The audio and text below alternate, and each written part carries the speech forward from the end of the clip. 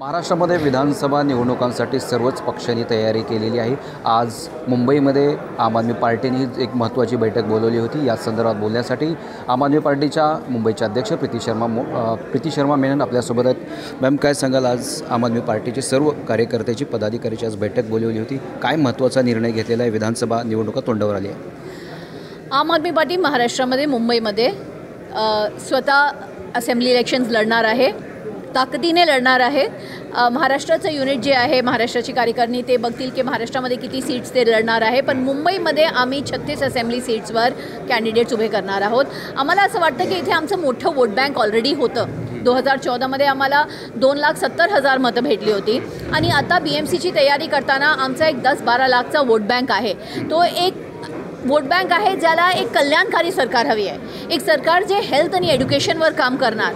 तर त्या वोट बँकच्या भरोश्यावर आम्ही इथे मुंबईमध्ये सगळ्या 36 सीट्सवर असेंब्ली इलेक्शन्स लढणार आहोत। तुम्ही देशामध्ये इंडिया अलायन्स केलं, पण महाराष्ट्रामध्ये वेगळी भूमिका घेतली, त्याचं कारण काय? देशात इंडिया अलायन्स घेतला आणि इंडिया अलायन्समध्ये आम आदमी पार्टी नेहमी राहणारच। पण इंडिया अलायन्स लोकसभासाठी होता, ते नॅशनल इलेक्शनसाठी होतं आणि ते राहणार, कायम राहणार, कारण BJPला हरवण्यासाठी आम्ही सगळ्यांना एकत्र यावंच पाहिजे। पण असेंब्ली इलेक्शन्स वेगळे असतात। असेंब्लीमध्ये आमची कोणाशीही युती नाही आहे। आम्ही हरियाणावर मध्ये पण असेंब्ली स्वतः लढणार आहोत आणि दिल्ली, पंजाब सगळीकडे लढणार आहोत। असेंब्ली इलेक्शन्स वेगळे असतात। असेंब्ली इलेक्शन्समध्ये आम्ही आमच्या आयडिओलॉजीवर, आमच्या वेलफेअर स्कीम्सवर इलेक्शन लढणार आहोत आणि त्याची महाराष्ट्राला खूप गरज आहे, कारण ही 50 खोके सरकारने महाराष्ट्राला लुटून टाकलं आहे। आमचे मोठे मोठे प्रकल्प सगळे गुजरातला गेले आहे। एकनाथ शिंदे आम्हाला असं वाटतं की महाराष्ट्राचे नाही, गुजरातचे मुख्यमंत्री आहे आणि त्यांची स्वतः एकमेकांशी त्यांची जमत नाही, त्यांची आणि अजित पवारची आणि देवेंद्र फडणवीसची। ते महाराष्ट्राची जनतेसाठी काय करणार? अशा परिस्थितीमध्ये ज्यावेळेस तुम्ही महाराष्ट्रामध्ये वेगळी भूमिका घेत आहे, तुमच्यावरती हेही टीका होऊ शकते की भारतीय जनता पार्टीची ABC टीमाची तुम्ही असू शकता।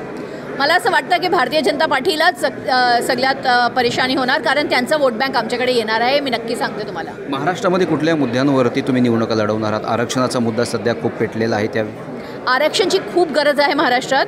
मराठा आरक्षणची गरज आहे आणि त्याच्यासाठी कास्ट बेस्ड सेन्ससची गरज आहे। जोपर्यंत ते केलं नाही तोपर्यंत आम्ही काहीच ठरवू शकणार नाही की कोणाला किती आरक्षण भेटणार।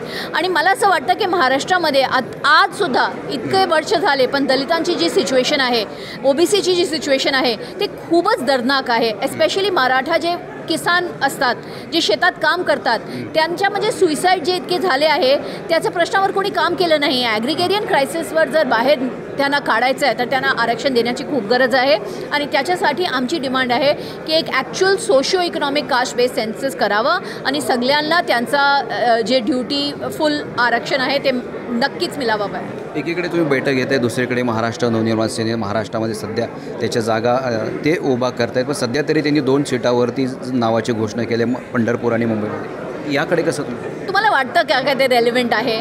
आता राज ठाकरे हिस्ट्री आहे, ते ढलता सूरज आहे, आम्ही उगता सूरज आहोत। आम आदमी पार्टी नवीन पार्टी आहे, 2 राज्यात आम्ही सरकार बनवली आहे। आम्ही देशाची 3rd लार्जेस्ट पार्टी आहोत, नॅशनली रेकग्नाइज पार्टी आहोत। आता हे पुढचं सूरज आमचं आहे, पुढचे दिवस आमचे आहे। आमचे काय वाटतं, ढळता सूरज आहे महाराष्ट्र नवनिर्माण सेनेचं, नेमकं काय म्हणायचं? नेहमी आपली भूमिका चेंज करतात, कधी एका साईडवर असतात, कधी त्याच्या वेगळ्या साईडवर जातात। तर त्यांची आयडिओलॉजी तर राहिलीच नाही, एक ऑपॉर्च्युनिस्टिक आयडिओलॉजी आहे। आणि लोकसभा चुनावामध्ये आम्हाला बघायला आलं की महाराष्ट्राची जनता खूप हुशार आहे। जे ऑपॉर्च्युनिस्टिक लोक होते त्यांनी काढूनच टाकलं आहे, BJPला सिंगल डिजिटवर आणलं। तर महाराष्ट्राची जनता हे ऑपॉर्च्युनिस्टिक लोकांना काहीच मतं देणार नाही। ते चुनाव लढणार नाही, लढणार, ते उमेदवार उभे करणार, त्याचं काही रेलेव्हन्स राहिलं नाही महाराष्ट्रामध्ये। मुंबईमध्ये जेवढ्या तुम्ही जागा लढवत आहे त्याच्यामध्ये प्रीती शर्मा मेनन यांचं नाव असणार आहे? नाही, ते नक्की नंतर ठरवू। आमचे खूप नेते आहेत, ते सगळे चुनाव लढणार। ठीक आहे, धन्यवाद। या होत्या मुंबई आम आदमी पार्टीच्या मुंबई अध्यक्ष प्रीती शर्मा मेनन। मी गुणवंत दांगा, DRV न्यूज, मुंबई।